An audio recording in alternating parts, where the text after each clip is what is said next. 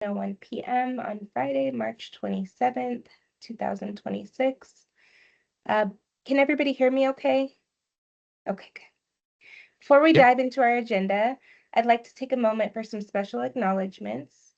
First, I would like to extend a sincere thank you to Judge Emmanuel Perez for his dedicated service as a commissioner to the Juvenile Justice Policy Commission.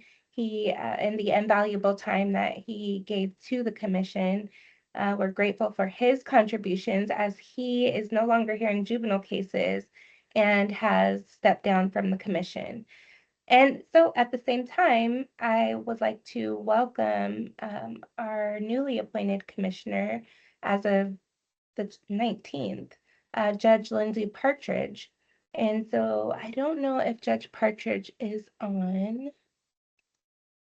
Judge Partridge had mentioned that he had a court appearance and didn't know if he was going to be able to make it today or not. No problem. Well, we will definitely make sure to welcome the judge when the judge is able to participate. So, all right, so just a few administrative reminders. Our meeting is being conducted by video conference via Microsoft Teams, obviously. The meeting is public and it is subject to public meeting law. It is being recorded.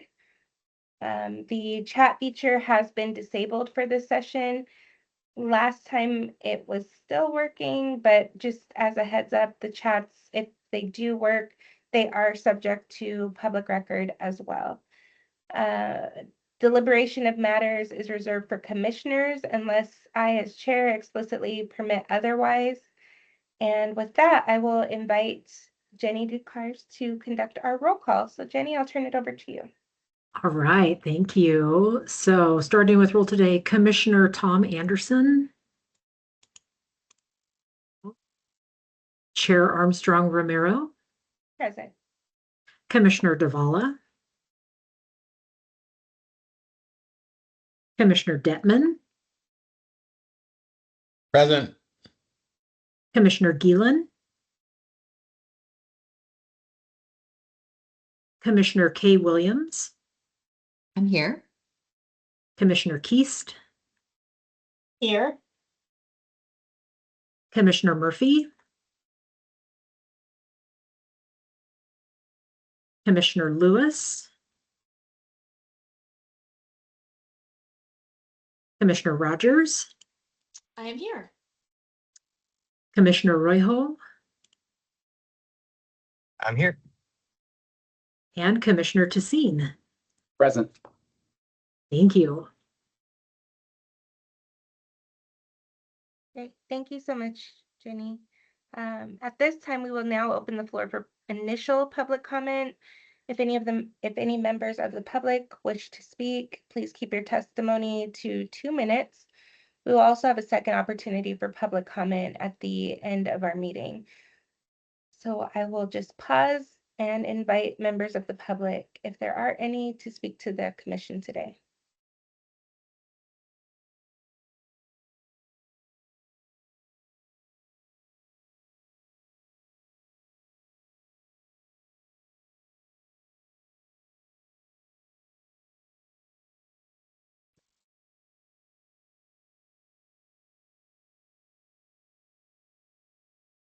All right. Hearing none at this time, I will just again remind you that if you would like to speak to the commission about something you've heard today, there will be another opportunity at the end of our meeting today.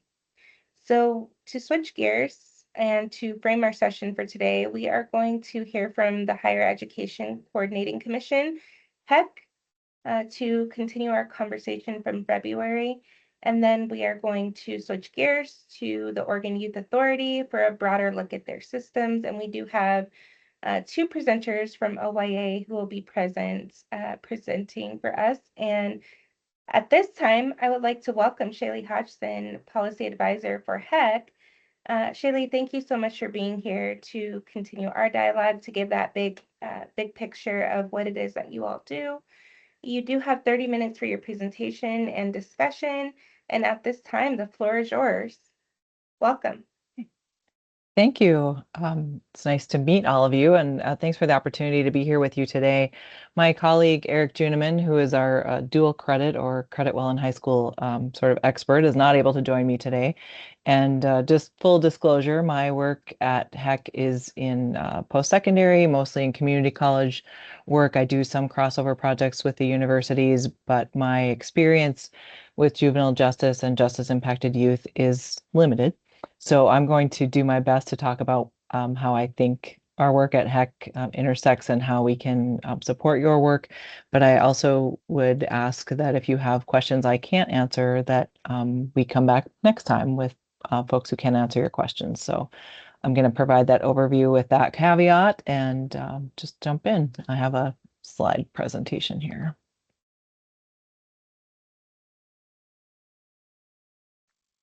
Okay, are you seeing my screen? Okay, great. So this is me. I've been at HEC now for a few years, and before that I worked at Clackamas Community College. My background is in workforce development and career and technical education. So today these are the things I'm planning to cover, what our role is in connection to this work, sort of the landscape. Our other partner in this work is the Department of Education. What current pathways exist, where there is some potential financial support. I think the big piece is around the future opportunities and possibly some recommendations. So we'll jump in to that. So at HEC, we are a coordinating commission, and so we always say that we are a group that works through influence. We do have statute and rule, but most of our work is not governed by statute and rule. It's really about coordinating the systems, and so the post-secondary education partners, the 7 public universities, the community colleges, we coordinate student financial aid and also workforce development programs. And so we bring people together to solve complex problems, right? One of the things I'm working on right now is how to expand education within Oregon's prisons, and not just adult basic skills education, which has been there for a long time, but also credit post-secondary and expanding those options for folks, and then thinking about the coordination that needs to happen when folks reenter and return to their communities. So we also have a lot of policy work that we do on things like credit for prior learning. And so if someone has had on-the-job training or gone through a training program at with an employer that isn't accredited, how can colleges and universities then offer them credit for that learning?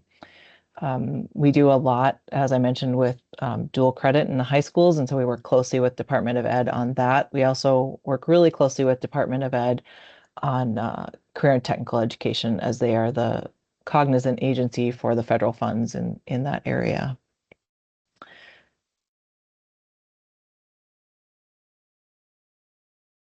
So the gaps that I think we're here to address, we have from the email I received and the limited amount of knowledge I have and the research I've done, it seems like we have this pathway where we have youth in detention. Hopefully they're earning high school diploma along the way, maybe even a GED. And then there's a sort of pre-adjudication hold that seems to be a bit of a squishy, for lack of a better word, space for them, like sort of unknown what's going to happen, what are the next steps. And then we have hopefully a post-secondary pathway that can become actionable once there's adjudication or release. And then I think really what happens in that pre-adjudication hold is where we're trying to figure out how to support and what the best services are. I think my understanding of the core question is really when a youth earns their diploma or a GED during detention, but remains in that pre-adjudication status, what's the pathway, right? What financial supports are available? How can they access higher education? What happens when that comes to a conclusion and they have a next step? And so how do we ensure that they aren't getting lost in systems that are hard to navigate without the whole layer of juvenile justice?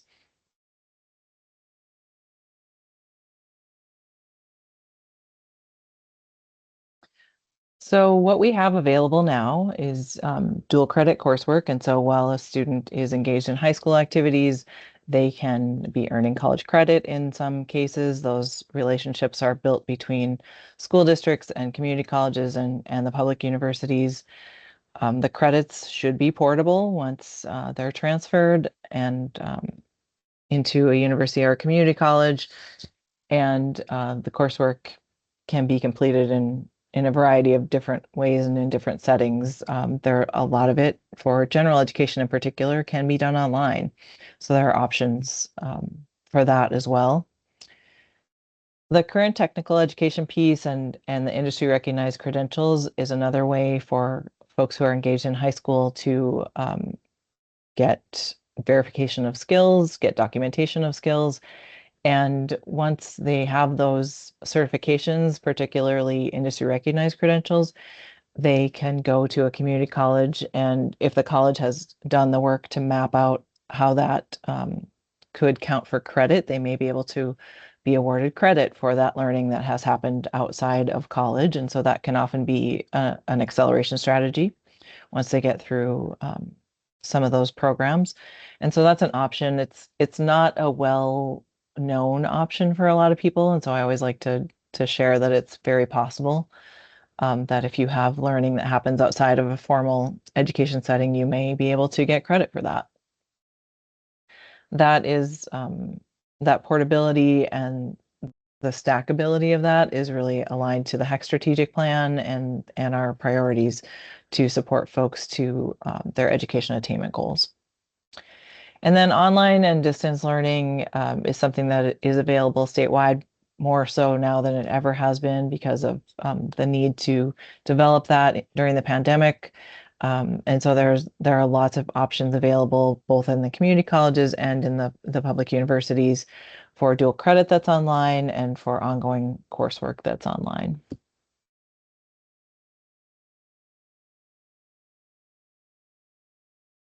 And on the financial support side, there's been a lot of movement in the last several years on the Pell Grant and Pell eligibility.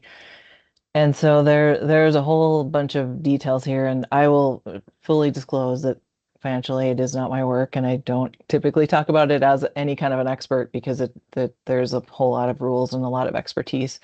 And so I think this is an area where it would be great to bring someone from our financial aid team back to this group and just talk a little bit more about what's available, how youth might access aid, when they can access it, what that looks like. Because I think there's lots of opportunities here to understand the different parts and pieces. We have multiple scholarship programs. We have the Oregon Promise grant that has its own specific rules and eligibility. The Oregon Opportunity Grant is a broader way to receive Oregon funds that is tied to the federal application for student aid. And then there are hundreds of different scholarships and the application for those. And some of those have a common application and some of them are unique. And then institutionally, if a college has a college foundation, there may be scholarships available there as well that are not as connected to the state system. So there is a lot of financial aid available, but it's a complex system to navigate. And so it'd be great if we could get someone to talk in more depth about that if that's an interest to this group.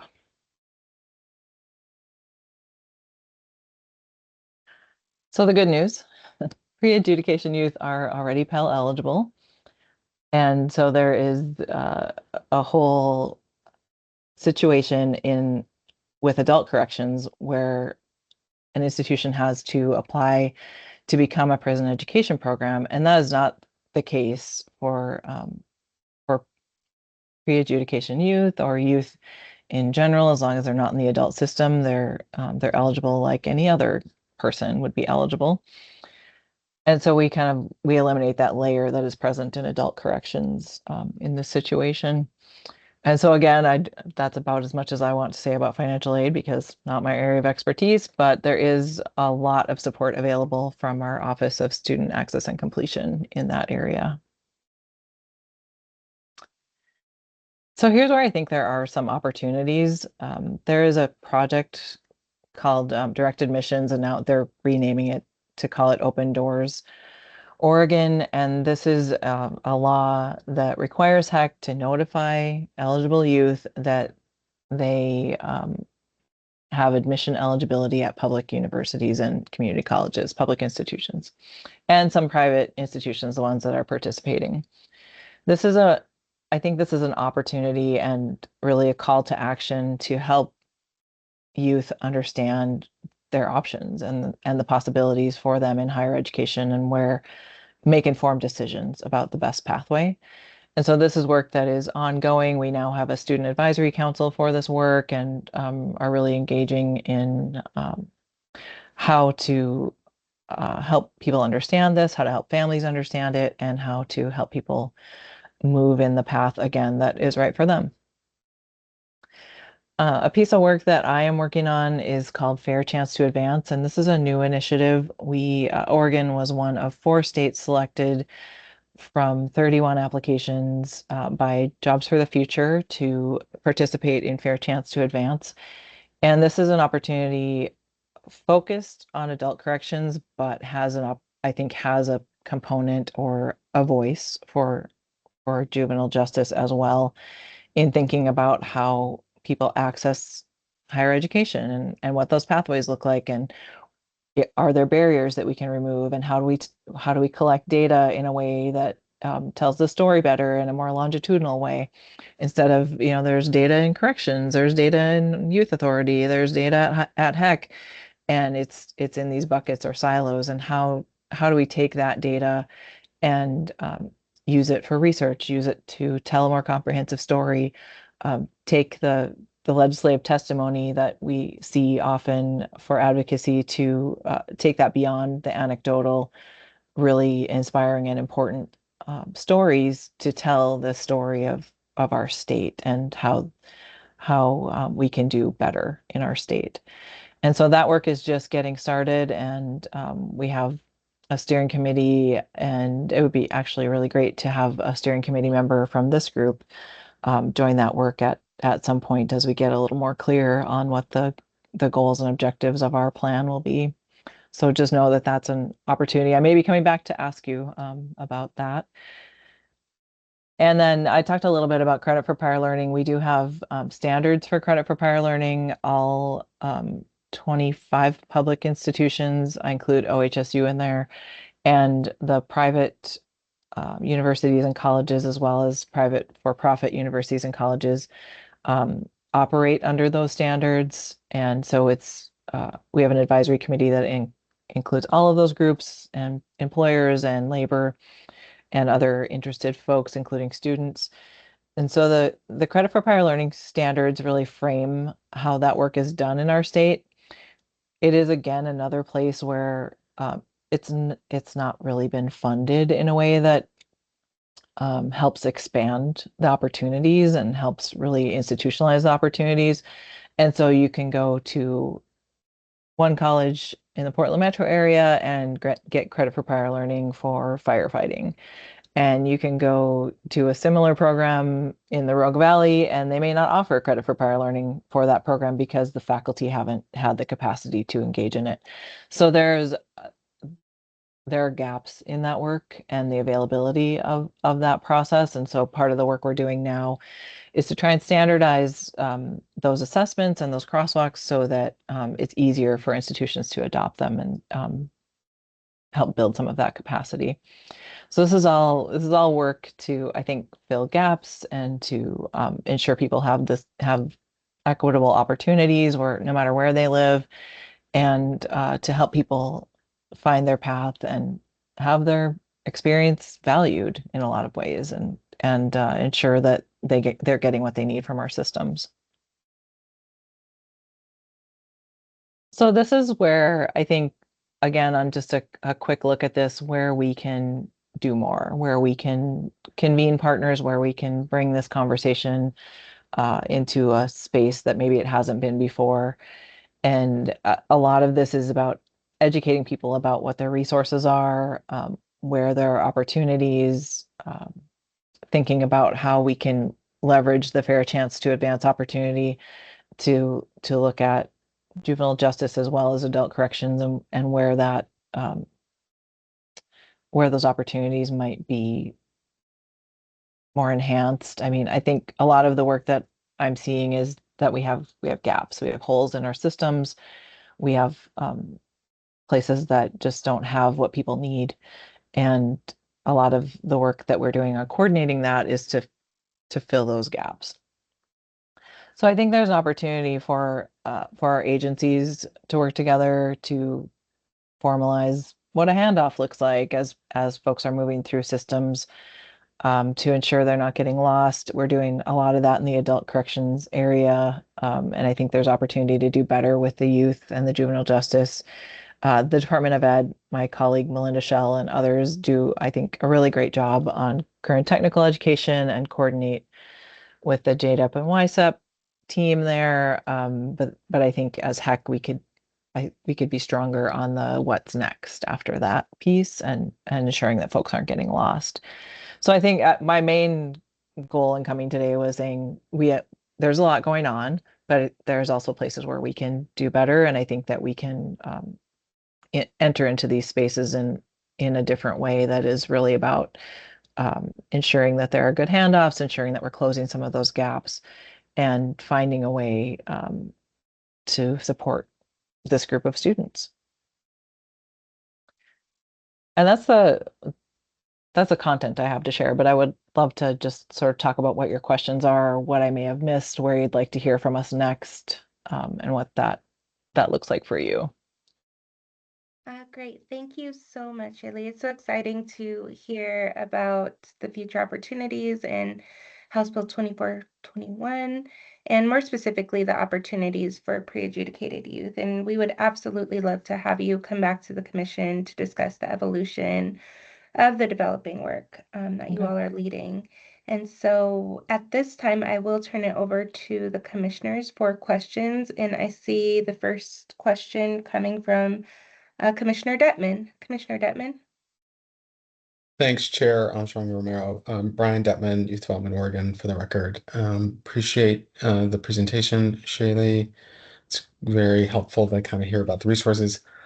I thought in the back of my mind that part of what we were also interested in hearing, and maybe this is like a future presentation, was some data or some info, so how many young people are taking advantage of programs, coming out of, I'll say, facilities, broadly defined, whether they're OIA or more local.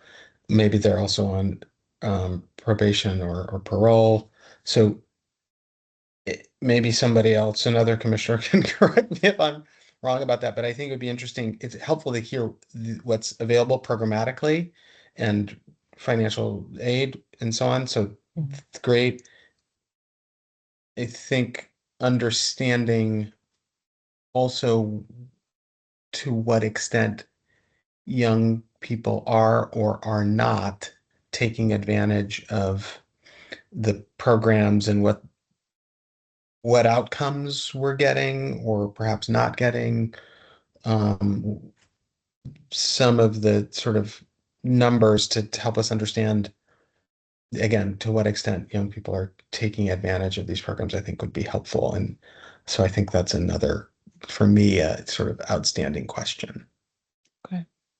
Commissioner Detman, I think we may have some challenges there, right? Because for the same reason we can't tell you how many adults are taking advantage, we may not be able to tell you.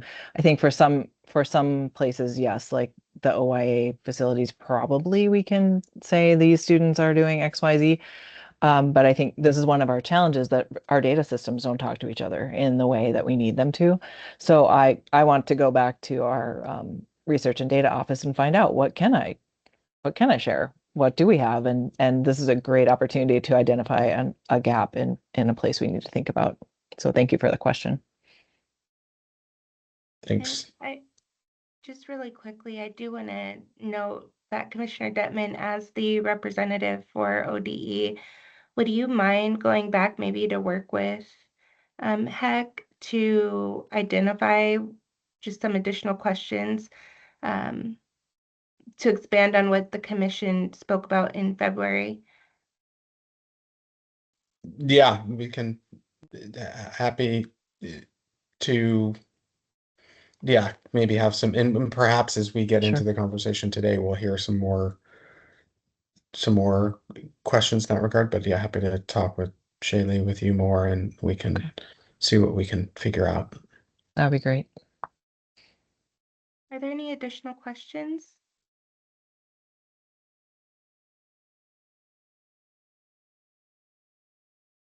So Shaylee, just to give you a little bit of insight about our commission, we are focusing on reentry and reentry, what that looks like for kids who are not just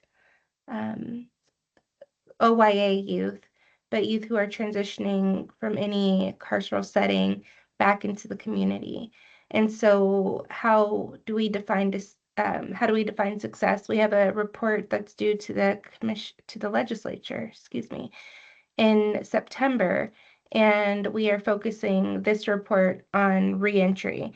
And the topic that came up, we had YDEP, JDEP come in, Sam Coe came and presented to us last month and spoke at length about K through 12 education. And there were a lot of questions about when youth complete both their diploma in detention and they transition to OYA, or they complete their high school diploma in detention and then are held for an additional amount of days. What does that look like? And then how are they notified? And so I just wanted to give you that piece of information, that's where the connection came. And it's really exciting again to hear about the work of HEC and the focus now including justice impacted and pre-adjudicated youth. Yeah. Okay. The context is great. Thank you for that. And I will go and ask some initial questions, and then Commissioner Detman, I will reach out and we can refine. I'll see what I can find out, and then we'll refine the questions and go from there. All right, any other questions for Shaylee? This is Commissioner K. Williams. I think just as we're talking about further questions that Commissioner Detman is going to work on, I'm wondering if there is some practical guides. If you're a kid who is in the juvenile justice system and you're in a facility, whether it's a local detention facility or OYA, and you have completed your high school diploma, what are the next steps? And I think that that would be really helpful. And who do you have to have an adult who can help you access these various opportunities, and what does that look like? And if you're going to access these opportunities, what else do you need to have available to you? Do you need access to the internet? Do I think I always think about the practical. So I don't know if that's something that Commissioner Detman feels like, as you're developing further questions, if that's something that you can add to your list.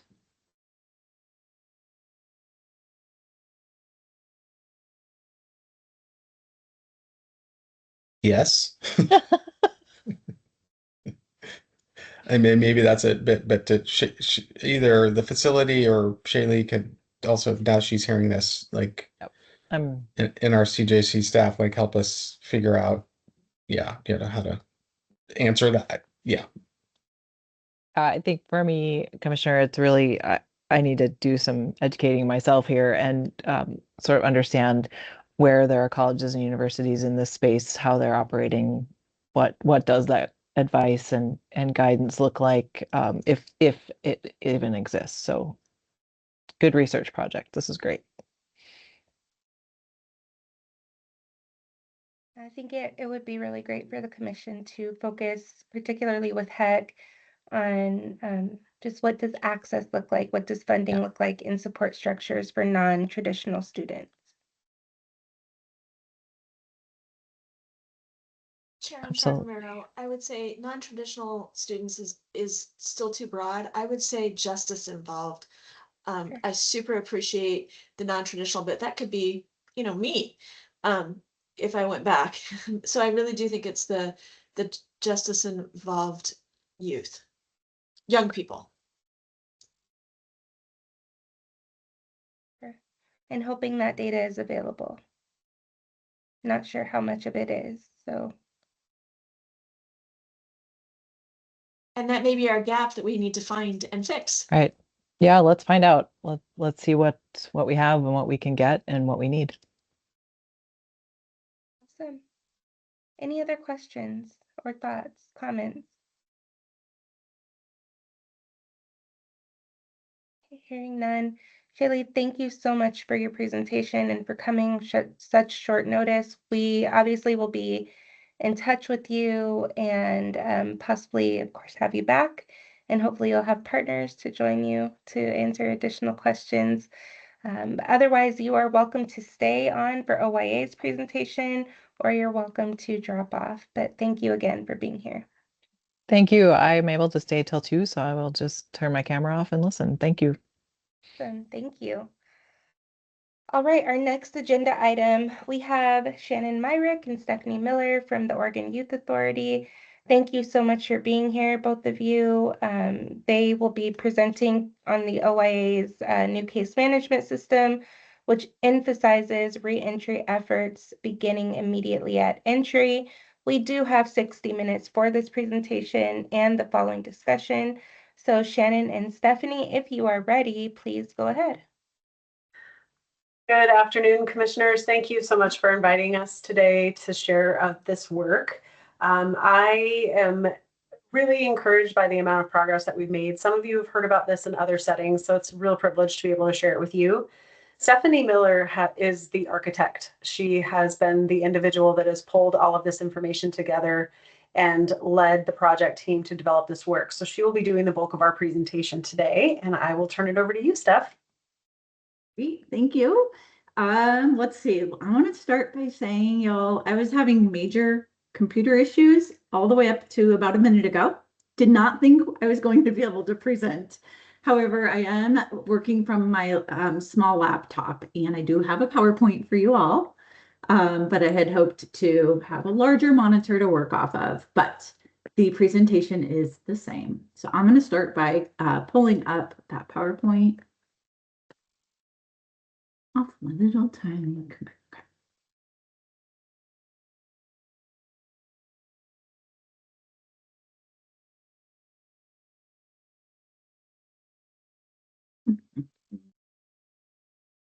Hold on one second. This is fun. Of all the issues we've had, I don't think I can share the same way. I'm going to go ahead and see that I normally do. It's interesting because it's not our meeting. I think it's making me share a different way.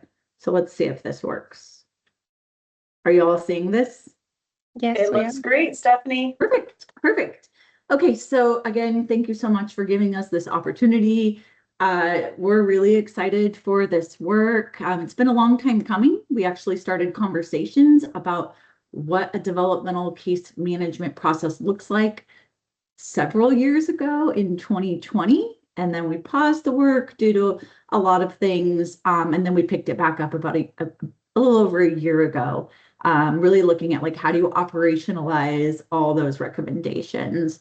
And really, this project is focused on strengthening clarity, consistency, and supporting successful youth transitions. So it sounds like y'all have been talking about reentry. So I think this is going to be a good PowerPoint. So let's go ahead and click through. So today I'll just give you a brief update on the project, highlight some of the key improvements, also walk you through how this new structure works in practice. So we have a new structure around case management, walk you through that, what the framework looks like, what it looks like in practice. And then we want to wrap up with questions, of course, but also sharing a little bit of what our implementation and next steps look like. And feel free to stop me if you have questions, if you guys want to drill down on something. I was trying to add a few more like bonus slides when my computer crashed. So if you do have questions, I'll do my best to share or try to pick up those slides as well. So when we started this project, we really wanted to start, you know what, this is not the right PowerPoint. I can tell you that right now. Hold on one second, y'all. We added some slides, and because it picked up, okay, I want to just grab something else. I want to grab the most recent one. So I'm going to try to pop it in the meeting a little bit differently. It's not letting me pull it up how I normally would. And because I am working off a laptop, it's really challenging to see everything. But I'll be doing there. great, Stephanie. Yeah. I think the last time we had a big presentation as well, we had an issue with my laptop. 1 second.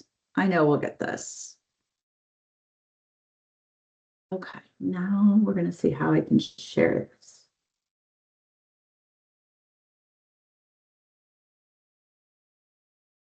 I'm just going to try to pop it maybe in.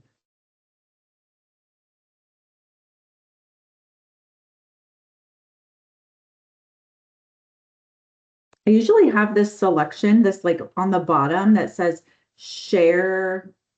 Like there's like browse OneDrive and then there's like share at the end. Hold on 1 second.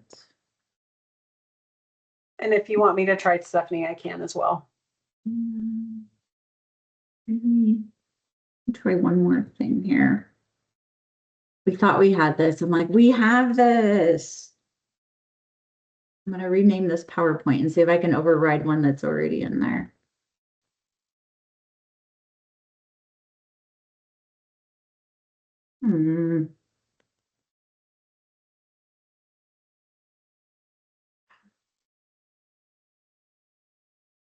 Okay. Right, give me 1 second. I'm going to just turn my camera off for a second. 1 second. We will get through this. Just 1 minute.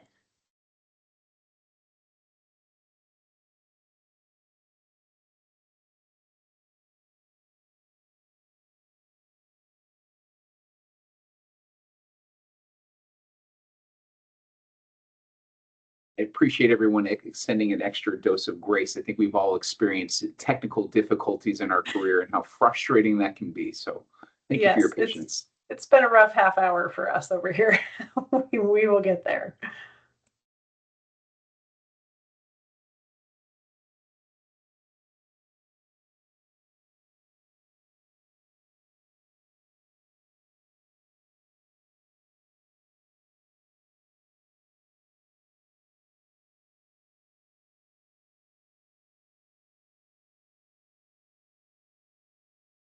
Cannot add it in. Unless someone else has some familiarity of what might be happening. I don't see the same options. In the PowerPoint itself, there's something that says present in Teams at the top, Stephanie. Let's try that. Click that and then it should show. It should say you're about to present in Teams. Would you like me? I can do the slide deck from my computer. Is that helpful? Yeah, we might do that. I could use the other one. I just updated some slides that I thought they were nicer. I'm not sure how it's. Okay. I am getting it loaded up. You are right. It is a little different than what we have. And if that doesn't work, maybe we can have it sent to CJC staff and we'll just try to present for you.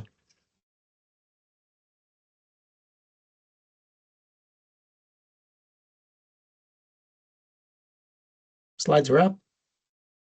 Okay, we're gonna wing it. This, unfortunately, I do not get to use any notes, y'all. All my beautiful notes. Actually, Shannon, I need to send you the right one because I sent you the old one before I updated it. I apologize for that. Let me just put it. Okay, sorry. Yes, I could just share my window. We'll just share the window. Let's just do this. Okay. Y'all are just gonna get to see it. It's not gonna be pretty PowerPoint live. And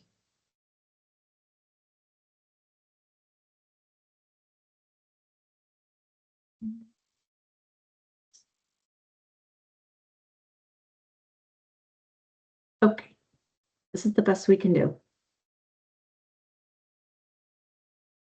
Do you all see this? Yes. Okay, and you get to see the notes, which is really fun as well. So don't read the notes too carefully. We'll minimize them a little bit. Okay, let me just do that for y'all. Okay, perfect. So let me just talk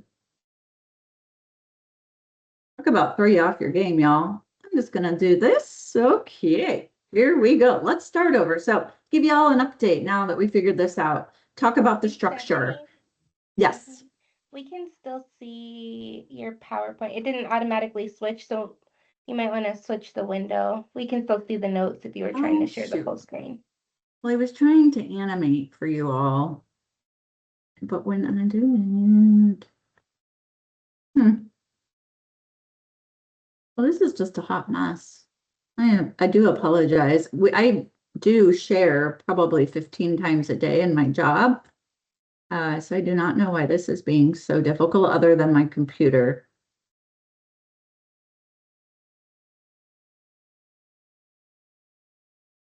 Okay. But I wanted to. It doesn't appear that I'm going to be able to do that working just off my laptop. It's okay. We can read the notes. It's just fine, Stephanie. Well, you're not going to get the animations either, but that's what we're going to have to do. And Stephanie, if you'd like to try to share it with one of us, more than happy.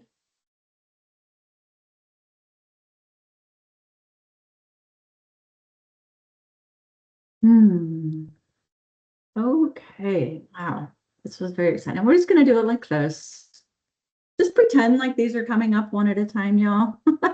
I know it's a lot of information, but I think where I started before we realized we didn't have the right PowerPoint is that we started this work a couple years ago. We really wanted to focus on what was working well and then those areas that needed improvement. And we talked to staff, youth, community partners. We talked to families, pretty much all of our stakeholders. And it was pretty clear that what folks were asking for is more alignment and more clarity in how we were carrying out the work. And so we really wanted to focus on a consistent experience for youth, families, and partners. Because what we found is that their experience differed based on who they might have been assigned as a worker or the area of the state that they were located in. And we knew that we could have a more consistent experience. And also we wanted to create a product or a process that supported clear expectations and accountability, not just for our young people, but also for OA as an agency and those that we employ. And then lastly, we knew that we needed to improve our transparency and decision making. It wasn't always clear to folks why decisions were being made. And so those were some of the key things that we heard when we were out and about and the reasons why this project matters. So we're just going to skip down to the next one. So if you're wondering like what's the work we're doing, I'm going to go into some overview and then we'll try to go into a little bit of detail as well. Things that are absolutely continuing are that we use assessments and those assessments guide our planning, that we're having ongoing meetings with youth and families and other stakeholders, and that we have a focus on treatment, education, and transition. So all of that continues. But what we're improving is that we know we needed a clearer structure connecting each case management step. And I'm going to share what those steps are with you here in another slide or two. We needed to define our expectations for progress. Like not only what does that mean for a youth, but how are we measuring progress as an agency and as case managers? And we needed stronger alignment in decision making. So if you're familiar with OA, which I think many of you are, when youth are in our facilities, they end up with two case managers of sorts. They have a case coordinator who's stationed at the facility and they have a juvenile parole and probation officer that's in the community. And we needed to ensure that we had the right structure in place so that our decision-making was aligned. And that really boiled down to having the right tools for folks to use. And I heard you all earlier talking about data needs, sounded like due to education. And that was some of the things that our folks have been running into as well. It's not necessarily data, but the program we use, which is called JJPC, or the Juvenile Justice Information System, wasn't really supporting our case managers to do their best work. And so we were able to work with them to develop some new products and some new tools. Okay, so we really dove into this, and again, you're going to hear me talk about this more structured approach, because currently in the current state, it's really vast. What we might ask a youth to work on, right? That has to be individual, but we didn't have a really a tight framework, guardrails, or kind of bumpers in place prior to this project. And another thing that this project will do is really put a clear focus on the behaviors and the risk factors that brought youth to the facility. So I should have mentioned in the beginning that this is really facility focused. We started with, what does case management look like for our youth in the facility? And we're already starting to move into the community side naturally, but the work I'm going to show you today is very specific to facility youth. And so we wanted to really put an emphasis on what it is that brought a youth to a facility.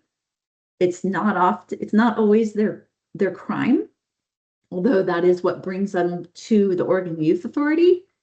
Many of our youth are served in the community by county partners. And they often will even come to OIA and start in the community, but there's something that brings those youth to a facility. So for some youth, that might be their crime, the seriousness of it, such as a loss of life. But for the majority of the youth, it was often a behavior or something happening. So we wanted to make sure that we were focusing on the behaviors and the risk factors, so that when they go out, they can be successful. And then we really needed and wanted to have a consistent approach to measuring progress. And you're going to hear that quite a bit during my presentation, because we wanted structure in place. How do we look at progress? We should be using our data. We have reassessments, and we're going to talk about that more in a minute, but putting some consistency around that was another big factor that went into this work. And I can't see you all because of my little screen, but if someone does have a question, please come off mute. So this is, when we say the case management framework or the processes, this is what we're talking about. We're talking about how we assess youth, how we use those assessments to then develop a case plan, a treatment plan, develop goals, how we engage youth in services and treatment, right? So we assess a youth, we create a plan based on what that assessment's telling us. Then we engage or assign youth services and treatment, right, to try to help them to achieve those goals. Then we are monitoring progress. How are they doing? Are they making progress and effort? When is enough enough? And then we're moving into transition planning. This is kind of case management 101. Like I said before, this was always around, but we didn't quite have the tools in place for our folks to sort of see these as one big connection instead of working on them separately or siloed. And so a lot of our work was ensuring we have the right tools in place to support this work.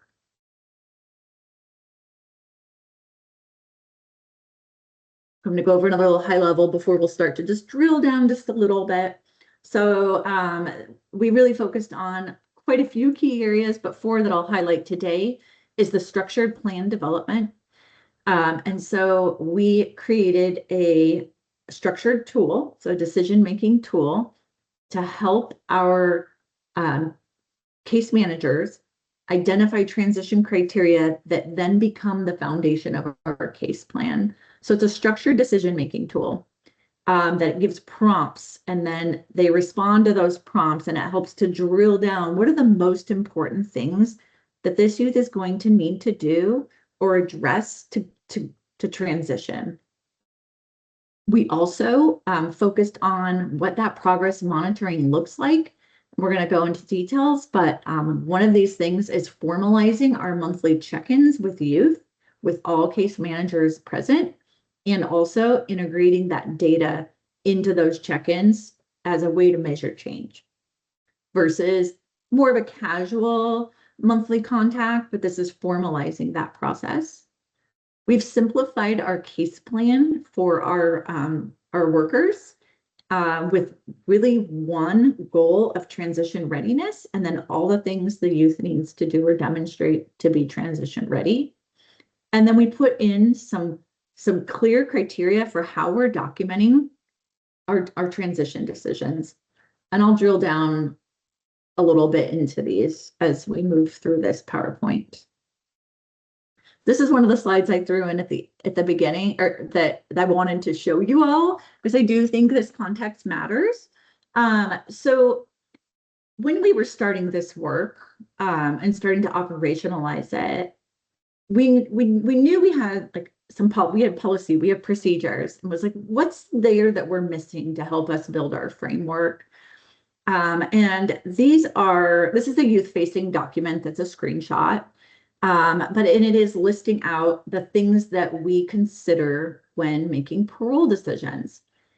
So as a youth is going out the door and we're like, yes, we think that you've done the work, it's time for you to go. Let's just make sure they're running through these 6 areas.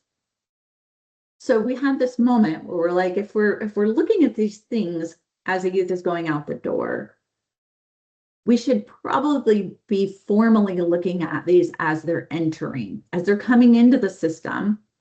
We need to be assessing these areas, right? And seeing, do they have needs in these areas?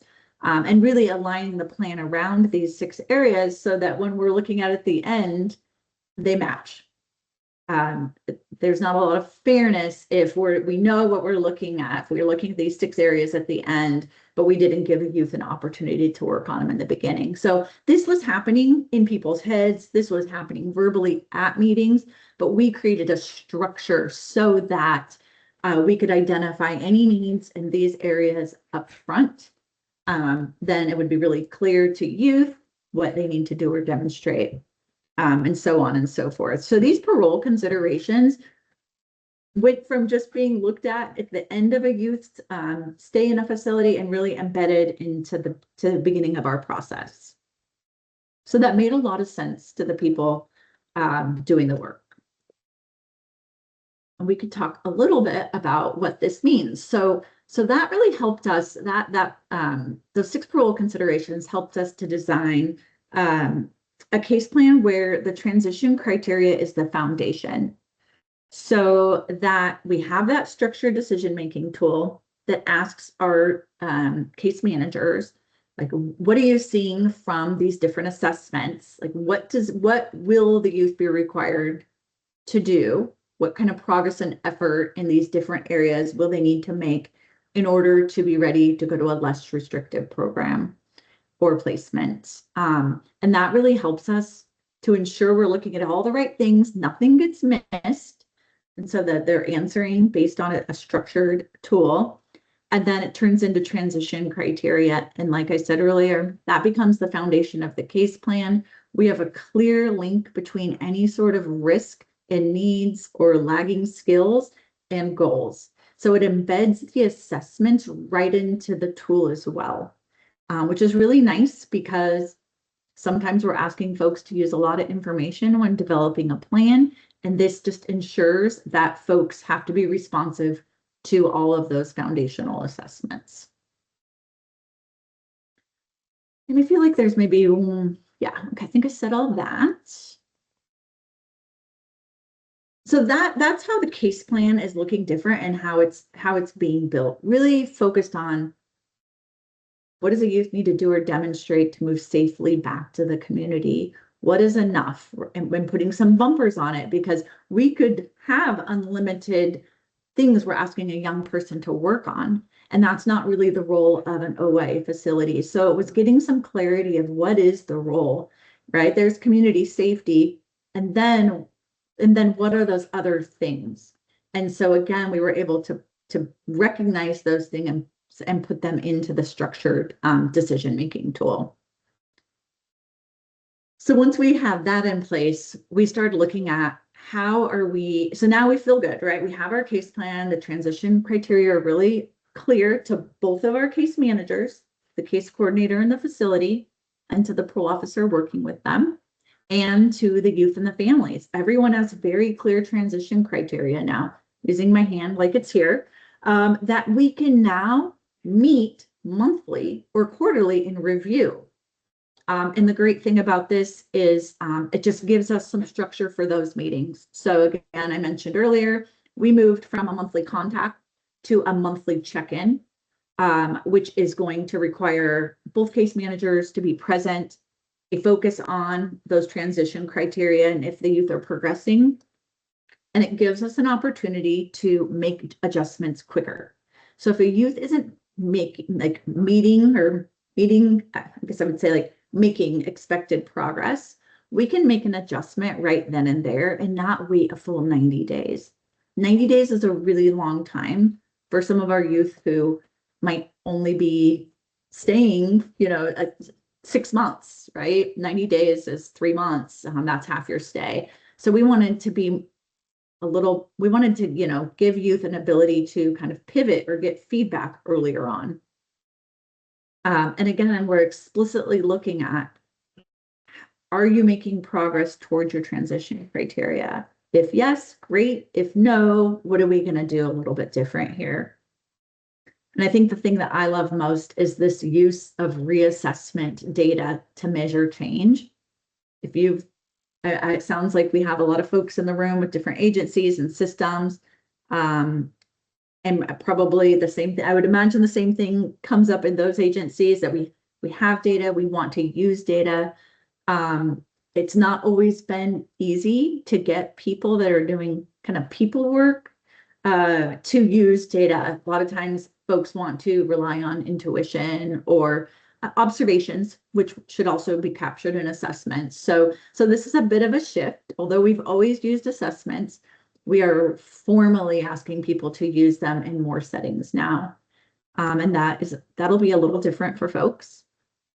And then we also want people to document adjustments, right, when progress stalls. So if we are meeting monthly with youth and we either see that a youth is digressing or just kind of stagnant, we expect that we're documenting what it is that we're going to do differently or ask the youth to do differently. I'm going to give you a little sneak peek. This has several slides that build on each other, unfortunately. So I'm only going to be able to show you this one because of how I'm sharing. But this is an example of one of our assessments. And it's an example of how several years ago, we knew this work was happening. And we started by revamping our foundational assessments. Because again, people didn't have the right tools to do their work effectively. One thing we didn't have was a nice way to see, is the youth progressing? Not in a really easy to read format. So this is an example of our risk needs assessment, a graph that comes out of it for a youth. So in this example on the left, you're going to see the different domains that we assess: education, mental health, substance use, aggression, attitudes, vocational skills, non-family relationships, current caregivers. Pretty standard risk assessment. And then you can see that we lock in their very first initial assessment is in the first column. And then our case managers get to see 2 more. So if you're at one of those 90-day meetings, you pull this up and you can see, has this youth made progression? Where were they when they came in or at the start, and where are they now? And just for you all, if you're trying to interpret this, these scores can be anywhere from a -100 to 100. A -100 would mean that this youth has extremely high need. Every question in that domain was answered with a lot of need or risk. Like they're not attending school, they're getting Fs, they're not interested. That would give them a higher negative score. So the idea is to get the scores to the positive, right? Because that means more strengths, and we've like mitigated some of those needs. This is a real youth, and you can see that they have made progress. This is exactly what we'd want to see. I think across the board, this youth is making some steady progress in non-family relationships. Down here, peers, you can see from -15 to 55, positive 55, which is really great. So this is an example of a tool we created, right? So if we're saying, go have these 90-day meetings and talk about and use assessments, without this tool, it's really hard to do that. But with this tool, you can now have a conversation and explain why it is we might still have some concern about aggression. If we look at this assessment that was the initial, and then the second most recent one, -82 is kind of scary. That's kind of a high aggression score, and we might use this as a talking point. And we also might use it again when we see this drop. Like what happened? What changed? What's, wow, that youth must have done a lot of work because they've really improved that score. So this is one example. If I could click through, I would show you a few more, but this sort of set the tone for some of the later work.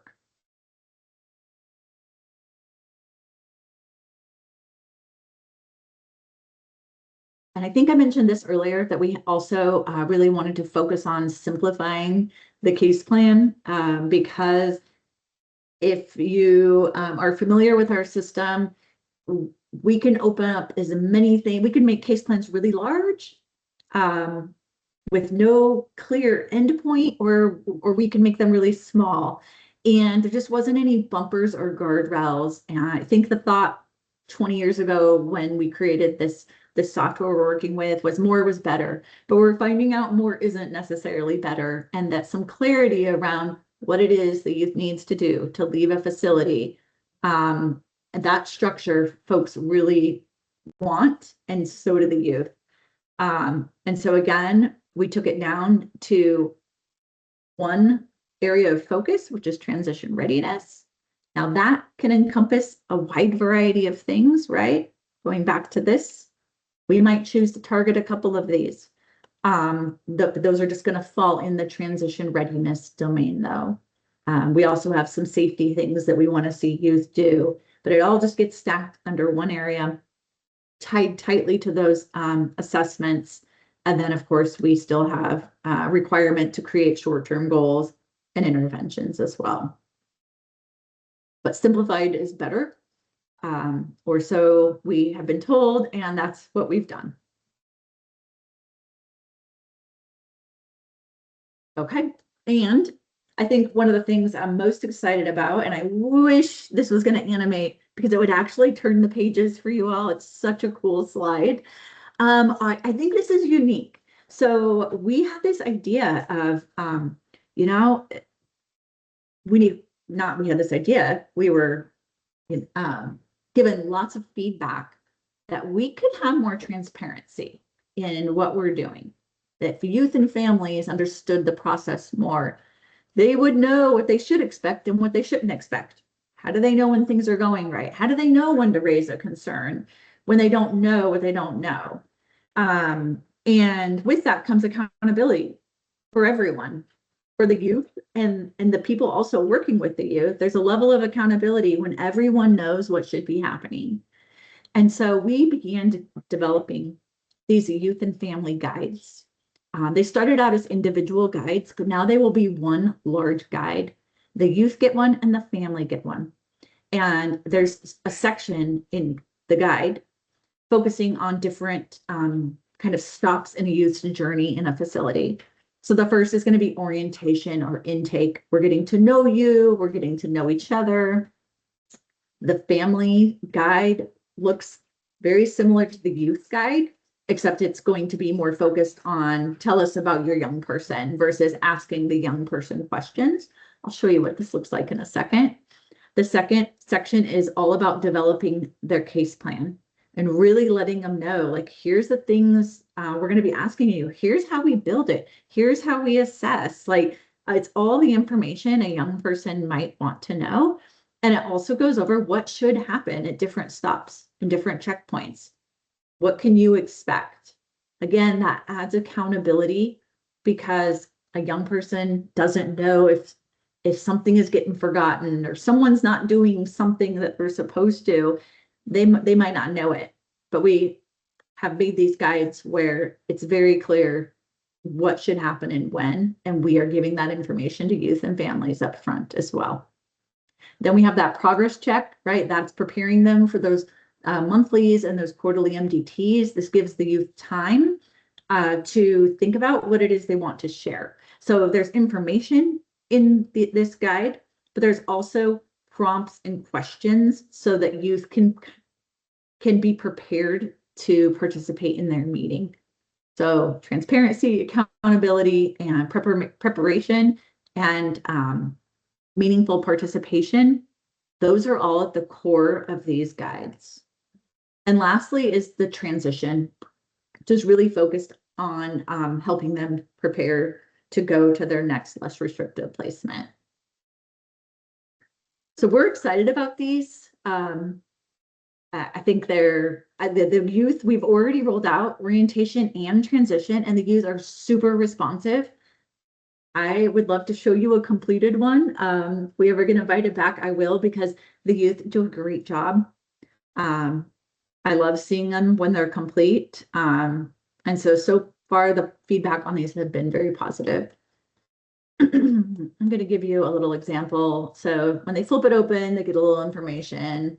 This is the section they will work on when they come in the door. Here's a little example. Because these youth are just coming in, we needed to keep it light so they're comfortable completing and answering items. So this is just a little section called Getting to Know You, where we might use this information in our like one-on-ones or primary contact time. And there's several pages in here like this. This one I do like. So this one is letting them write down a little bit about what it looks like to feel frustrated, and do they like someone to help them, or do they like to have time? And is there a strategy that they already know or use? Again, the staff being able to go over this with the youth helps the staff to better work with youth. So there's pages like this. I'll show you one more. This is one of my favorite. This is where we want to dip our toes into, like, where we at with accountability and empathy and ownership. We get some youth that right away have done a lot of work on this, and it's important for them to share and kind of acknowledge where they're at. And other youth are not taking any accountability, maybe even are blaming and projecting quite a bit. And this is just an opportunity to start to ask some of those questions and get them thinking about it. But we didn't want to go too hard or too deep, knowing that these youth are really new to the OA facility. But on the right here, you can see that is I think that's the ripple stone from restorative justice. Trying to get them to think about who all they impacted and how they impacted it. And I have seen kids do some amazing things with this circle, like the level of introspection that we can sometimes see is pretty awesome. We also did have a judge that really loved seeing this. The parole officer took this to court, and the judge might have said at the time it was the best product he had seen. Not that the product itself, but it was the first time the judge was able to see, like, how is the youth like thinking? Like, this is a reflection of their thoughts in that moment. And the judge found that to be helpful and reported that back. So we're pretty excited for these. And we do have these in both English and Spanish for both families and for youth. Okay, I think I'm going to wrap it up. So So what are we hoping to get out of this? What do we think we will get? We believe we'll get a stronger focus on, again, those behaviors, the risk factors that led to facility placement. We'll have a little bit more clear vision on what it is we should be addressing, that we can course correct earlier when progress slows down. You know, like if things aren't happening and things aren't changing, it's our job to be focused in on that and figuring out what we might want to do different. We need to have better we believe we'll have better documentation of demonstrated change. So it's not just someone saying, well, I think you've done enough. It's like, here was the transition criteria. Here's the related reassessment that shows you have made progress. And because of that, we are recommending transition. So our transition decisions also become easier to understand and explain. Whether we approve transition or we don't in that moment, we will have clear documentation on why or why not. And implementation looks like that mid-April, we are going out. We are training statewide. We will be have everybody trained by the first week of June. It is our hope that supervisors will be able to assist their case managers the first time they go out and use this tool or go to a meeting where the new structure is being used. And then we'll continue to do some quality assurance, both at that supervisor level, also within our larger central office resource team, so that we have some ongoing monitoring as people learn this new process, and then forever forward as well. Wow, I just want to say thanks for bearing with me with that PowerPoint. That was really fun and challenging. Do you all have questions or thoughts? I just want to say thank you so much, Stephanie. I know it's hard, especially with the pressure when you have tech issues. So thank you so much for that in-depth presentation. Mike with the spirit hands. That's applause in sign language. Oh, is it? I think. I'm not doing spirit fingers. I didn't know what you were doing, Mike. All right. Let's open it up to commissioners for questions.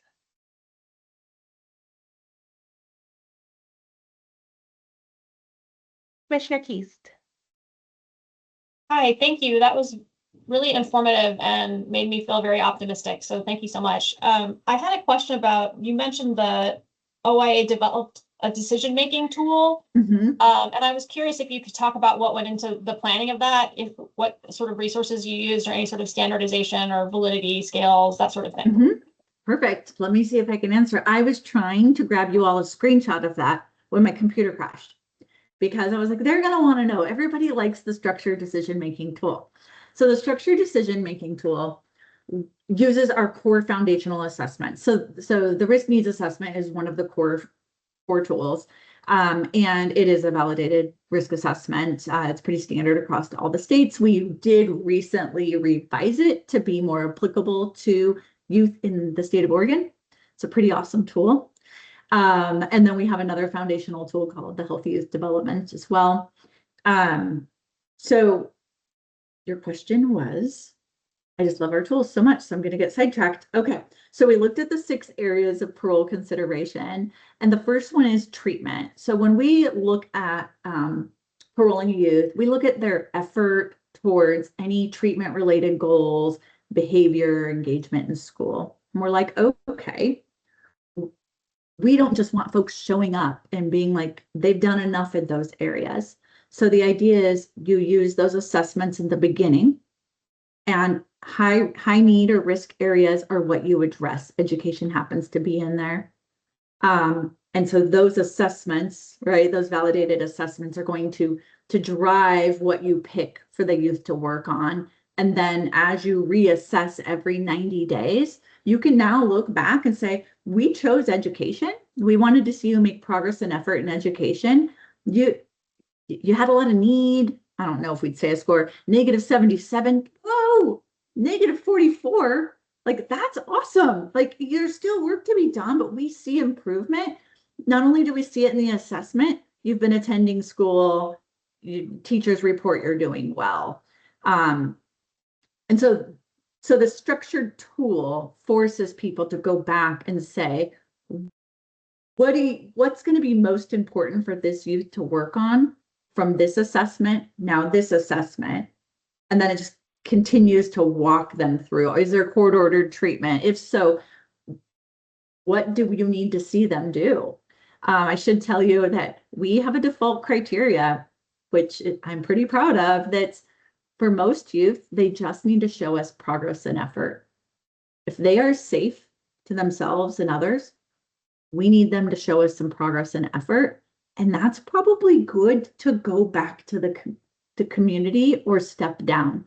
For youth with very significant crimes, there's a little bit more standards to that, right? Those youth that are the 1008 youth or the youth who've committed significant person-to-person crimes, we are going to have some expectations of completion of things. But for the other youth, really thinking about if we have safety and we have stability, what else do they have to do in a correctional facility, knowing we do serve youth in the community? I probably didn't answer your question all the way, Commissioner Keast. Do you have a follow-up? Oh, no, thank you. That's helpful. I think I was expecting that it was, or sounding like it was a sort of an additional type of assessment, like that it's guiding choices that are being made about what needs to happen. But it doesn't sound like that. It sounds like a more kind of somewhat standardized, like progression through different questions that helps identify what to work on. It is. And then we've also put some standards that we have. Again, the worker can check the standard. So, so many days, like no aggressive behavior for so many days, or they can make the custom. So the structure is, we put some bumpers around how people can choose transition criteria. Because again, we could have unlimited transition criteria for youth. We can provide a lot of services, but the question is to what end in a facility? And so we put some bumpers, some guardrails, and some structure around that. And the structure is through forcing people through a series of prompts. Thank you. That's really helpful. Commissioner Lisa K. Williams. Thank you. This was super helpful. A lot of great information. And I certainly understand the tech challenges. It happens to all of us. In just a follow-up in talking about how you're assessing a youth in progress, is there an opportunity to also assess the program at the same time? And one of my questions is specifically about education. We talked last month, there's a lot of research that shows inability to access academics or academic difficulties can result in behavioral challenges. And sometimes kids have behavioral challenges in schools because they're not getting the right services in place for their academics. So how, when you're looking at an individual who isn't making as much progress as they would like, or as maybe the adults expect, is there an opportunity to look at what services are being provided to that individual and whether there's a right match? Yes, and that's a beautiful question.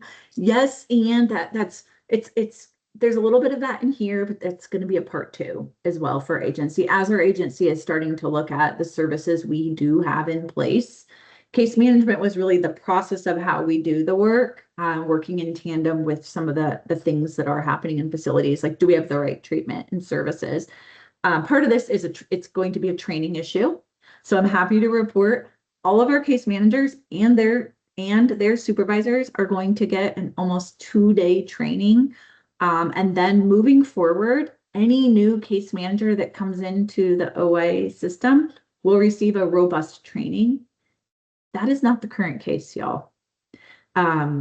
We have a lot of, like when someone promotes from within the agency, so they don't go back through an academy or a training. They do like a lot of onboarding, and that is inconsistent. And so we know as an agency, that will no longer be the case. We will have a full, robust training for folks. Through that training, Commissioner Day, we will be training folks on when something stalls. We have the data. You have to look at the data. When something stalls, you have to be responsive. You must have that conversation of what is going on.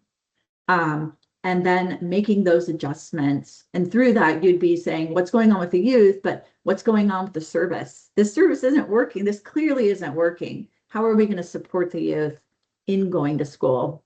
And bringing that youth into the conversation. That's how it'll be structured for now. But again, requiring folks to stop and have that conversation and then document what change we're going to try to make because there was no progress being made. Could I ask a follow-up question? Mm-hmm. And so with that conversation, are you talking about a conversation with the individual youth? Great questions. I apologize because I'm so in the weeds with the work. So we have a team called a multidisciplinary team, or we call it a progress review team. So that often consists of a school representative, both those case managers I talked about, youth, families. We have other folks who do attend based on a youth's needs. I'm talking about that core group coming together to talk about that. I'm not talking about like the agency level at this time. I know work is being done at the agency level, though. Yes, Shannon. May I offer an additional answer about the systemic piece to that, Commissioner K. Williams? I love the question. And one of the things that Stephanie mentioned in our presentation is we are collecting those assessments every 90 days. That will be a new practice moving forward. Historically, we have asked or done those assessments much less frequently. As a consequence of having ongoing data and change over time, we're going to learn really quickly which programs seem to be helping kids develop the skills that we need them to develop and which programs are struggling, whether that is a facility unit, a facility in its entirety, or a specific program like, let's say, Power Source, for example. We're going to be able to start to draw some connections there to find out what's really working for youth. And I just wanted to add that a little bit because it's also a specific treatment curricula, but then also how is the overall environment working for that kid or not working for that kid? Thank you. Commissioner Rogers.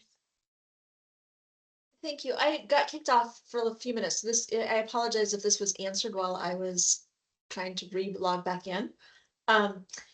So the assessment piece, I hear a lot at the program level in facilities. How about when young people leave the facilities and transition either into another program, a step-down program, or return home? Mm-hmm. What does that look like?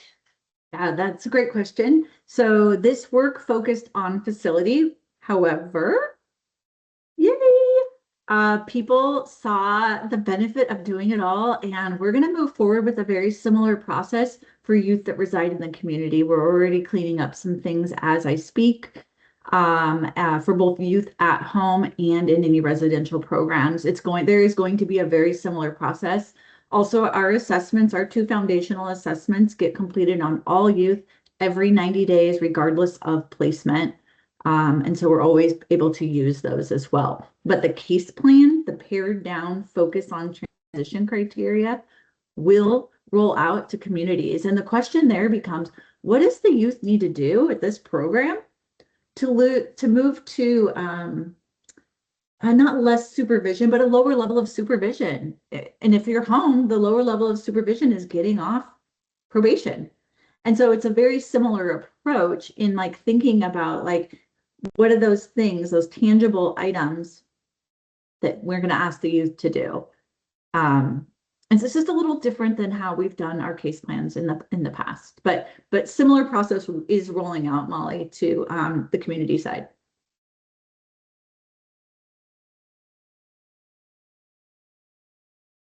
Any additional questions?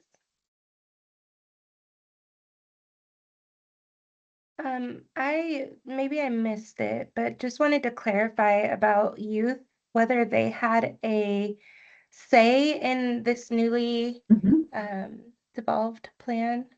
Sure. Yep. It is interesting because we would say this is completely youth and family centered.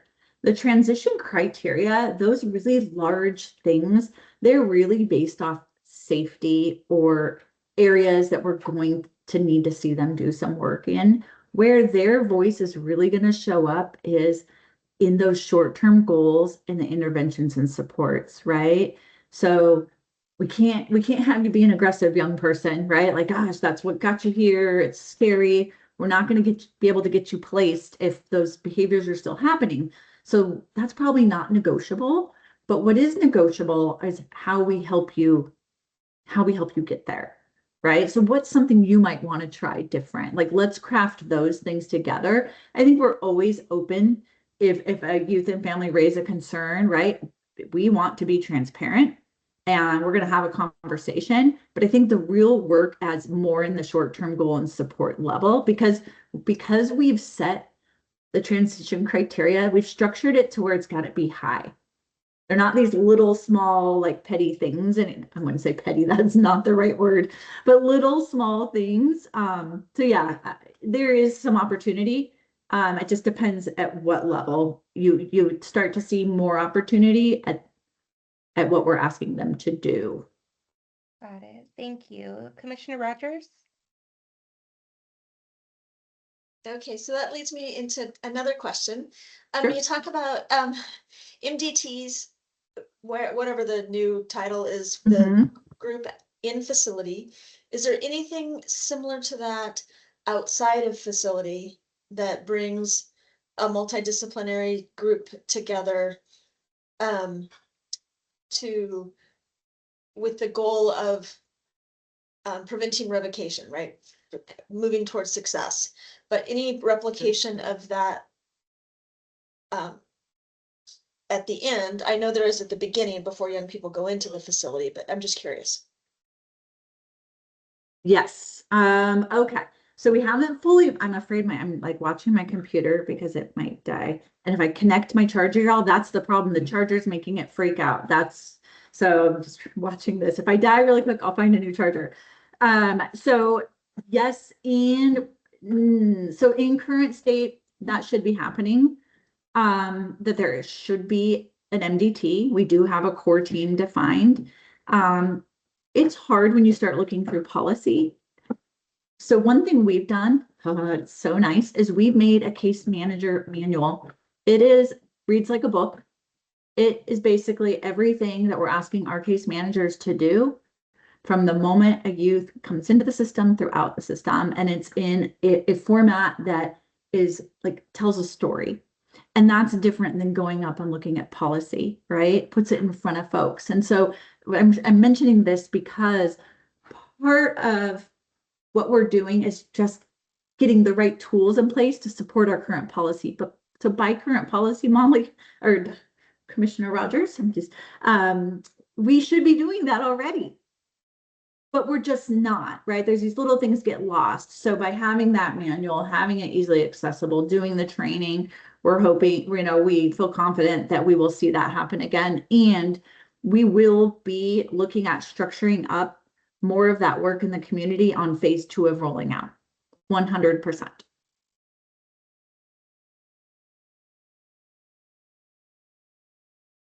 And just a couple last questions from me. Sorry, I'm sorry. Go ahead, Commissioner. Chair. That's okay. Do you want to go ahead? Sure, it's just a quick question. Do you related to the last topic that you were covering about the multidisciplinary team type structure in the community, does the lack of doing that, is that sort of is it an oversight issue? Is it a staffing issue? What's the holdup there? I do not think, let's say it's not, hold on, pause, Stephanie. I think that it's interesting because we have partners in the community. I might mess this all up, but they're not our programs. We're partnering with a community provider, right? And they have their own in the community. They will have, so there might be a program, for example, a program name is JJPC in Bend. They are outside of OYA. We pay them to serve youth. And so we just have different processes. And often what happens, if you want full transparency, is they are very good at what they do. And they organize and run the meeting as they should. They're working with the youth. But in times, we haven't been really clear of what our role is in that meeting. Our folks are showing up. Our JPBO 100% attends, but we need a little bit more structure because they're like two organizations working together. And each one works a little different. We have those programs throughout the state. And so we see this as a real opportunity to strengthen and align that and come back to it. What is our role in those meetings and our accountability, transparency?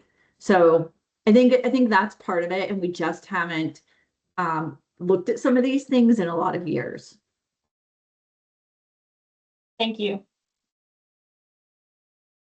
And like with the resource gaps, I know that there's been discussion about some of the just the lack of community-based providers and step down placement. So does that impact this process, and in what ways does it impact this process? I think, will that impact? Okay. We're hoping that will impact that, right? We'll be able to catch the data. It's a real fear. So I want to start by saying it's a real fear of folks. What if youth are transition ready and we can't place them? Yeah. What if they still are, the youth still deserves to know that you've done what we've asked. And now we're on the hook as an agency to find that place for you to go, right? There is a level of accountability to saying that and documenting that. And for us to be capturing, I see Mark Greenwald's on the call as well, to be capturing that data and helping us to determine what programs we need and what we can do differently. So it certainly can happen. And I think it will force us to be looking at that data as we collect it as well. And seeing too the trend of length of stay increasing by year, is that something that you hope that this process will be able to impact? Yes, because the questions that I didn't get to give you the like everything kind of presentation, but it's really, what does this youth need to do or demonstrate to move to their next less restrictive placement? And putting that as like a foundational question, put some guardrails around how long we're potentially keeping kids, because without that, we can provide really good services in a facility. We can. And youth are generally pretty safe, but that doesn't mean that they should stay and linger. So it's really pushing folks to say, like, what's the minimum, at a minimum, we need to move these youth when they're safe and stable and they've made some progress and effort. And the key is safe and stable, right? Safety. We're not ever saying to move an unsafe youth. We feel like an outcome will be reducing length of stay in those situations, because we're going to be really more clear. We're going to be more clear on what it is that they have to do.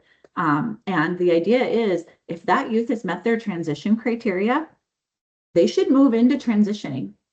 Now we know there's going to be cases where something might have came up, but you need to clearly document why or why not they're going, why they're not going, and what you're going to require. And that's going to be looked at by supervisors, right? And there's also going to be cases where a youth is going to move before they meet their transition criteria. They're doing good, a place is willing to take them, they've been safe, there's individual factors, but you're also going to need to say why you're moving them before their transition criteria have been met, and that's going to be reviewed. And that might sound like kind of like duh, but we didn't have the structure in place to support those conversations before. Thank you so much. Mm-hmm. All right, are there any last questions for Stephanie or Shannon? Okay, seeing none. Stephanie, Shannon, thank you so much for your work on this. Thank you so much for your presentation. It was really great having you here, and excellent presentation in spite of the tech issues. So I just recommended we're putting in a work order for a new laptop. I was gonna That's say, what I we're doing. recommended to OIA, like, you might want to get her. Yeah. Well, Thank you again. Thank you. thank you all. Definitely, right. please reach out if you have further questions. We will. Thank Okay, you. thank you. All right. So again, last thank you to our presenters as we are moving into our final discussion before we do the closing public comment. I just want to transition our focus to what we spoke about last month, and also towards our concrete recommendations that we are hoping to provide to the governor's office. So again, we are entering a critical phase of our work, and to ensure we're prepared, I want to lay out a little bit of a roadmap for the next several months as we're building our final report. So first, a logistical reminder for our June meeting. Our June meeting will be held in person at the Jackie Winters facility. Thank you so much to Oregon Youth Authority for accommodating that meeting there. And we will have more logistical information as time gets closer. So that meeting is also a significant transition point for the commission, as it will also be our first meeting under the leadership of a new chair. And so really exciting, and hopefully we can talk a little bit about that today. So I just want to frame a little bit of our April meeting. So before we get to June, our April meeting is going to be an intensive working session. So we're going to use that time to evaluate the information that we've gathered thus far, and just workshop specific research questions, policy suggestions. So some examples of some recommendations that we might develop as a commission is just some public accountability around even the school liaisons, having a public list of school liaisons officially posted and maintained by a specific state entity. Statutory framework, so looking at foster care statutes, specifically House Bill 3075 from 2005 or SB 2017, as a foundational starting point for developing a dedicated statute for juvenile justice and education. Also, research partnerships. We may plan for the JJPC to suggest a specific intersectional research topic for the Oregon Child Integrated Dataset, OKID, to study.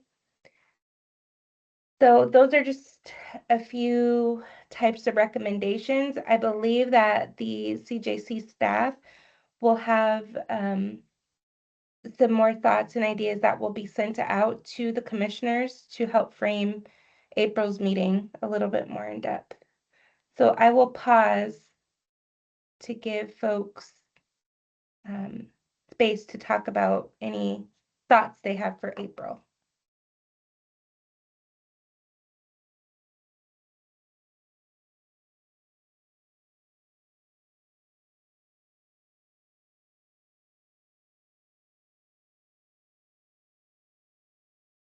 Okay. So if you do have thoughts or recommendations, please submit those thoughts or recommendations to Ryan or Jenny, as Kelly is out. And Ryan, is that okay that those come to you? I would include Kelly still. She'll be Okay. back for a period of time. She's just unavailable on some of the meeting dates we have. Gotcha. Okay, great. Great. Thank you, Ryan. So just very briefly, a roadmap to our final report. So the hope is that we have a structured, not our hope, our goal is to have a structured data-driven report, but ready by late summer. And so we're hoping this roadmap in May that will finalize the layout and structure of what that report may look like. And in June, together we'll review some initial findings on the research questions that we decide in April. So again, our next meeting being very important.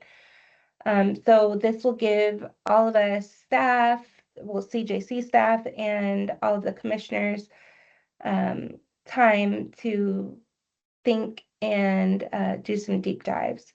So in July, we hope to have a near finalized version of the report, incorporating data and research findings for the commissioner's final feedback and additional recommendations. And then August will be dedicated to a full commission review of the completed report. So there may be the need to schedule some additional meetings or extend current meeting times just to give us more time as a commission for deliberation. And so we want to make sure that every single commissioner has the space to weigh in on the recommendations. So with that, are there any questions on that timeline, that proposed timeline?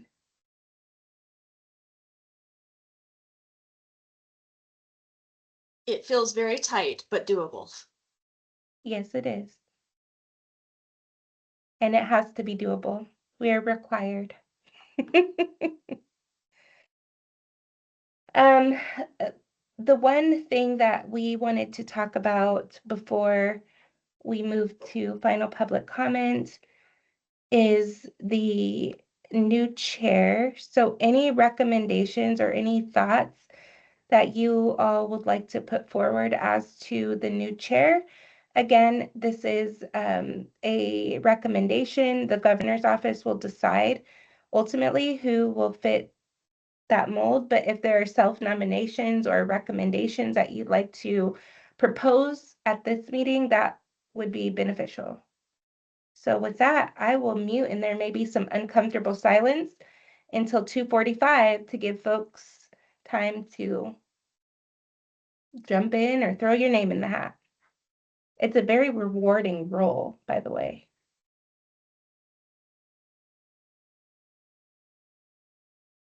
Would like to know Lisa K. Make a fine chair if you are stepping. Those are my So thoughts initially. Commissioner Rojo Feels is about that. Commissioner Rojo is nominating, or I'm sorry, Vice Chair Rojo is nominating Lisa K. Williams as the proposed chair. I do need to add, I had reached out to Kelly, who now I understand is was out of the office. I'm going to be away from work for the months of May and June. I have talked about a proxy coming from my office, but I'm not sure. I think that would prohibit me from becoming a chair at this point.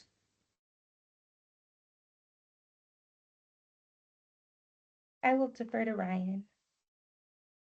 Yeah, so attended missing two meeting. I guess June would be the first meeting we would have a new chair appointed. So it would certainly create an absence would mean we need to defer to vice chair for procedural pieces. I don't know that it prohibits being selected because it is let's back up. So the governor's office, right, makes the selection based to the membership. This is really just the opportunity to kind of float people who are interested or that the commission feels is interested with really no official, say, recommendation. One, you don't have quorum today, and two, it's not how the process is laid out. So hearing that there's some support for you as someone to be taken into consideration, sound like you have some interest in doing so.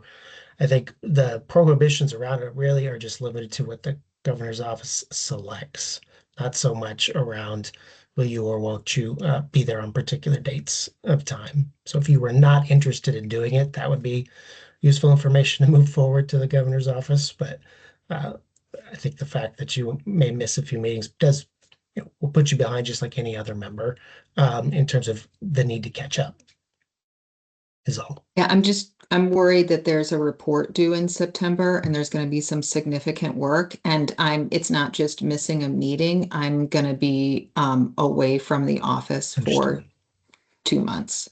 Okay, understood.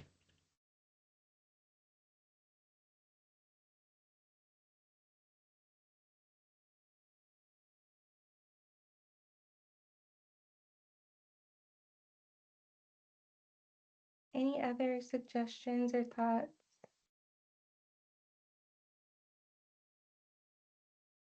And Chair, if I may, it may be, right, nobody wants to either throw their name in or kind of delegate someone else. Another piece of feedback that could be helpful as I communicate to the governor's office is just the space, right? That you all represent unique perspectives around the topic of juvenile justice. If there are particular thoughts on, where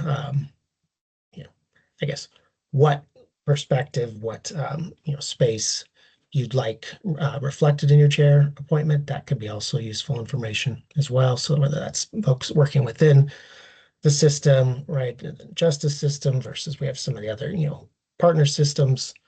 Obviously, we have folks outside system. A couple of ways you can kind of provide feedback if you'd like. May I suggest something, Ryan? We have several commissioners who are not represented today, and they won't have a chance to weigh in right now. But I'm wondering if it would be possible for us to send an email to the commission just as a reminder if someone would like to self-nominate or nominate someone else, that they could send those names to maybe you, Jenny, and Kelly. Yeah, we can solicit, like I said, interest or suggestions. Okay, great. Before we move to roundtable, or I'm sorry, before we move to public comment, are there any questions or thoughts or roundtable discussion that the commissioners would like to engage in?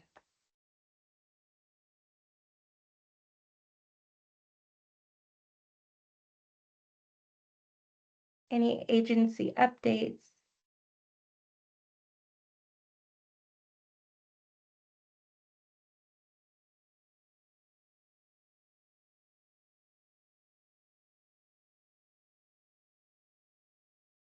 No? Okay. All right, well, we will transition to public comment. At this time, I would like to invite members of the public to join our discussion to comment to the board. You have 2 minutes if you so choose.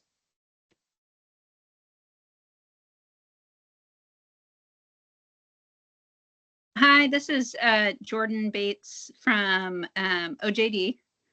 And I just wanted to let folks know, I don't think it was mentioned, but OJD's representative has been Judge Perez, and he is no longer hearing juvenile cases, so it's going to be Judge Partridge.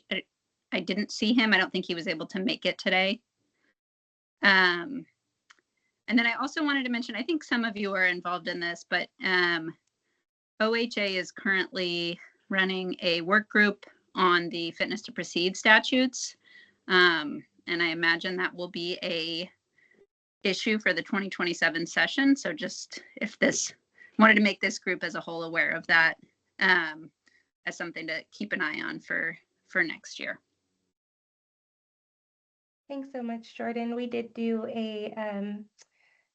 I expressed gratitude to Judge Perez for his time on the commission and also announced Judge Partridge at the start of our meeting. So thank you. Sorry, I missed that. That's okay. That's okay. All right. Any other members of the public?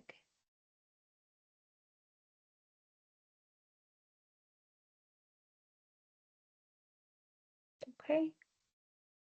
Well, with that, I don't believe we have any other business to accomplish today. So I will gift everyone 10 minutes of their time back. And we are adjourned. Thanks, everyone. Thanks, Kyla. Bye. Thank you all. Thanks.